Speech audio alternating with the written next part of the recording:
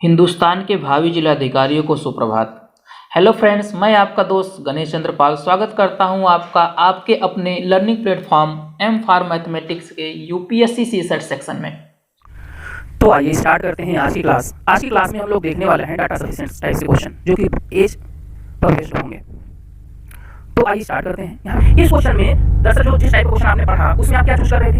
आप उसमें चूज कर रहे थे कौन हमारे काम का है, आप उसे काउंट कर रहे थे अपने आंसर में। अब यहाँ पर जो टाइप पढ़ने जा रहे हैं कौन हमारे काम का नहीं है, हमें उसे चूज करना है या ऑप्शन पर ध्यान रखना है कि ऑप्शन किस तरीके से दिया गया है। पढ़ते हैं क्वेश्चन, इस डायरेक्शन पढ़ते हैं तो समझ में आता है।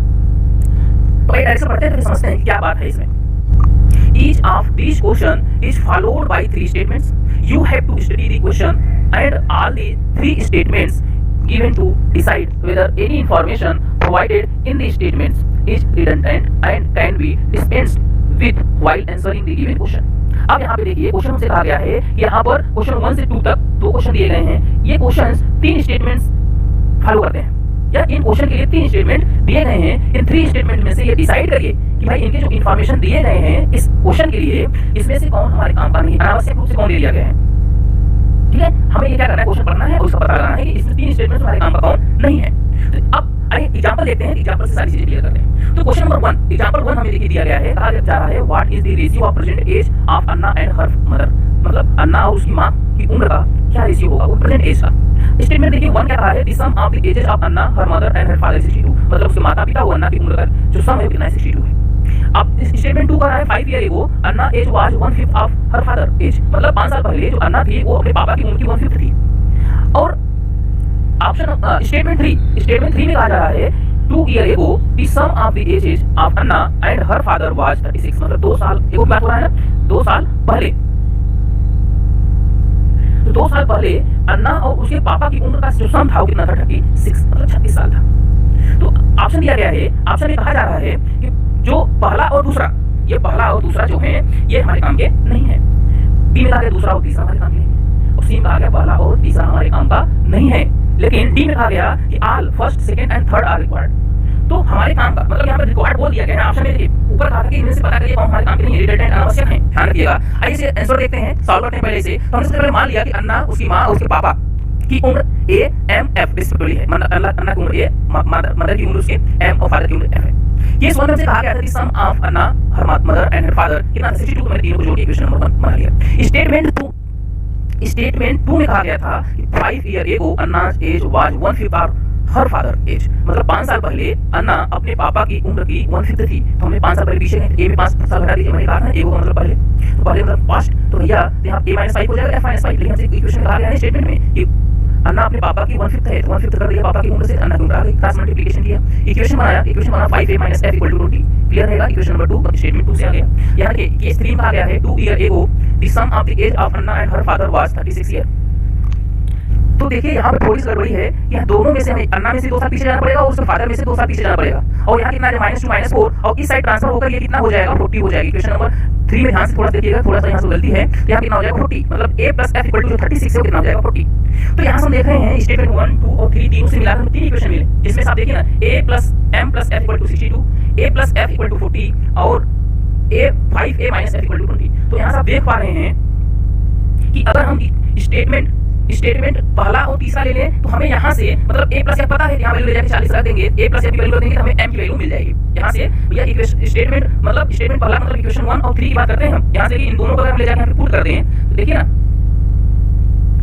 तो यहाँ से हमें m की वैल्यू मिल जाएगी। या मैं दूसरे तरीके से कहूँ कि स्टेटमेंट देखिए दूसरा और तीसरा, देखिए ना इक्वेशन दूसरा और तीसरा, यहाँ पे देखिए a f में इक्वेशन है, यहाँ पर भी a f में इक्वेशन, इन दोनों को सॉल्व करके आप a और f दोनों की वैल्यू निकाल सकते हैं। मतलब स्टेटमेंट दूसरे और तीसरे में a f दोनों की वैल्यू आ सकती है, मिल जाएगी। या आप ऐसे भी कर सकते हैं, तीसरा पहला देख लीजिए ना, यहाँ पे रहने के आपको सीधे m की वैल्यू आ जाएगी और m की वैल्यू आ जाएगी। लेकिन m की वैल्यू आ जाने से फिर आपको बाकी स्टेटमेंट से आपको कोई इक्वेशन मिलेगा नहीं, क्योंकि इसमें m है नहीं, इसलिए आपको पहला इसे नहीं लेंगे, छोड़ दीजिए इसे, इससे हमारा काम नहीं बन रहा है। हम स्टेटमेंट 1 और 3 नहीं लेंगे बल्कि 2 और 3 लेंगे, 2 और 3 से हमारा काम बन रहा है। तो यहाँ से हम a और f की वैल्यू निकाल सकते हैं। a की वैल्यू मिल जाएगी, इक्वेशन नंबर 1 या स्टेटमेंट 1 में ले जाके पुट कर देंगे तो हमें यहाँ से m की वैल्यू मिल जाएगी। तो इस तरीके से हम देख रहे हैं कि भैया स्टेटमेंट पहला, दूसरा और तीसरा ये तीनों की तीनों हमारे आंसर को फाइंड आउट करने में मदद कर रहे हैं। तो हमें इन तीनों स्टेटमेंट की जरूरत है, और ये बात किस ऑप्शन में बोला गया है, ऑप्शन नंबर डी में कहा गया है। तो इस तरीके से हमारा ऑप्शन नंबर डी करेक्ट हो जाएगा कि हमें इन तीनों की तीनों स्टेटमेंटों की जरूरत है अपना आंसर फाइंड आउट करने के लिए। आई होप आप लोगों को समझ में आ रहा होगा। तो आइए एक एग्जांपल और देखते हैं और ये आपका एज से रिलेटेड अंतिम क्लास और अंतिम क्वेश्चन होगा। क्लियर है? तो आइए इस क्वेश्चन नंबर 2 देखते हैं। क्वेश्चन नंबर 2 हमसे कहा गया है कि what will be the ratio between the ages of Saim and Albert after 5 year, 5 साल के बाद साइम और अल्बर्ट के एज का रेशियो क्या होगा। उसके लिए 3 स्टेटमेंट दिए गए हैं। कहा गया Saim present age is more than Albert present age 4 year, मतलब साइम 4 साल बड़ा है किससे? अल्बर्ट से। दूसरे स्टेटमेंट कहा गया अल्बर्ट प्रेजेंट एज 20 ईयर, मतलब सीधे सीधे अल्बर्ट की उम्र दे दी गई है 20 साल। तीसरे में कहा जा रहा है the ratio of Albert present age to Saim's present age is 5:6, मतलब प्रेजेंट एज का रेशियो भी यहाँ दे दिया गया है। अब हमसे कहा जा रहा है कि इसमें से कौन हमारे काम का नहीं है। तो मतलब कि पहला ऑप्शन दिया गया है कि पहला स्टेटमेंट या दूसरा या तीसरा, इसमें से कोई भी एक, मतलब चाहे पहला स्टेटमेंट आप बोल दीजिए हमारे काम का नहीं है, चाहे दूसरा बोल दीजिए, चाहे तीसरा बोल दीजिए, ये हमारे काम के नहीं है। ये हमारा पहला स्टेटमेंट है। दूसरे में कहा जा रहा है पहला और तीसरा स्टेटमेंट जो है हमारे काम का नहीं है। तीसरे में कहा गया दूसरा और तीसरा हमारे काम का नहीं है। और ऑप्शन नंबर डी में कहा गया केवल तीसरा हमारे काम का नहीं है, पहला और दूसरा हमारे काम के हैं। तो आइए क्वेश्चन सॉल्व करते हैं ना। क्वेश्चन सॉल्व करेंगे और अच्छे से क्लियर होगा। तो क्वेश्चन हमने सबसे मान लिया कि भैया कि साइम का प्रेजेंट एज और अल्बर्ट का प्रेजेंट एज जो है वो x और y रिस्पेक्टिवली, मतलब साइम का प्रेजेंट एज कितना है x और अल्बर्ट का कितना है y।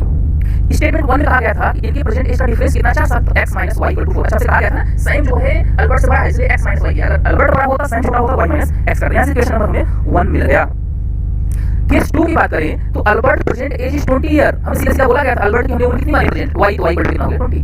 केस 3 में कहा गया था ratio of Albert present age to Saim present age is 5:6, मतलब यहां हमसे कहा गया था कि अल्बर्ट और साइम का प्रेजेंट एज कितना है 5:6। तो मतलब कि यहां अल्बर्ट ऊपर रहेगा, यहां गलती हुई है, यहां पर y/x रहेगा, y/x, ठीक है, तो y/x होगा। तो मतलब कि अल्बर्ट और साइम का रेशियो लिया था, मैंने क्या लिखा गलती से साइम और अल्बर्ट का रेशियो लिख लिया, ठीक है। तो यहां इस चीज को करेक्ट करिएगा और यहां कितना आ जाएगा आपका, जब क्रॉस मल्टीप्लिकेशन करेंगे 5/6, तो भाई नीचे कौन है x है, तो 5x होगा यहां पर और 6y होगा यहां पर। क्लियर रहेगा? ठीक है, यहां सॉल्व नहीं करना है, सिर्फ यहां देखना है कि कौन-कौन से सॉल्व करने वाला आंसर देंगे।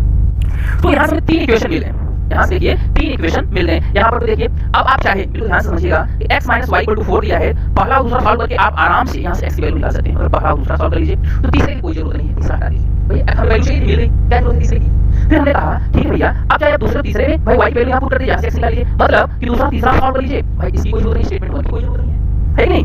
अब यहाँ पे एक काम और आया कि भैया x - y = 4 है और यहाँ पर भी तो x 6y = 5x है, मतलब ट्रांसफर कर लेंगे तो यहाँ पर भी इक्वेशन बनना है। इक्वेशन 1 और 3 को भी सॉल्व करके हम क्या कर सकते हैं, आंसर निकाल सकते हैं, x y की वैल्यू फाइंड आउट कर सकते हैं, साइम और अल्बर्ट की उम्र का पता लगा सकते हैं। अगर परसेंटेज पता चल जाएगा तो भी पता चल जाएगा।